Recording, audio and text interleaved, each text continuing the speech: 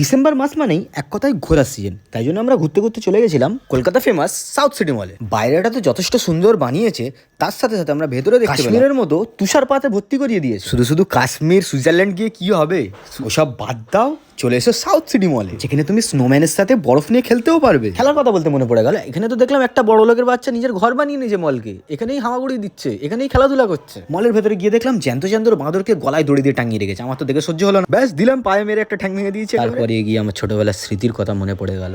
সেই ছোটবেলায় বব দা বিল্ডার ম্যানের যেসব গাড়িগুলো পাওয়া যেত সেগুলো এখনো বিক্রি হচ্ছে, কিন্তু এখন তো আর চালাতে পারবো না। একটা খুব কিউট পাপির সাথে দেখা হলো, যার চোখের ছানির অপারেশন হয়েছে, তাই জন্য চশমা পরিয়ে দিয়েছে। এরপরে দেখা হয়ে গেলো আমাদের ছোটবেলায় ফেভারিট ক্যারেক্টার ব্যাটম্যানের সাথে। শুধু ফেভারিট ক্যারেক্টার না, ফেভারিট ভিলেনের হাত আমি চেষ্টা তো অনেক করলাম ইনফিনিটি স্টোনটা চুরি করার জন্য, সিসি ক্যামেরার জন্য আমি সফল হতে পারলাম। সাথে সাথে সুন্দর বাঁদরের সাথে দেখা হলো, একটা সেলফিও তুলে নিলাম কাঁধে বসিয়ে। পিয়ানো দেখার পর আমার ভেতরের এআর রহমান চেয়ে গেল। চলো আমি পিয়ানো বাজিয়ে নিয়ে ভালো ভালো কটা ছবি তুলে নিই, তোমরা তাড়াতাড়ি সাবস্ক্রাইব আছে।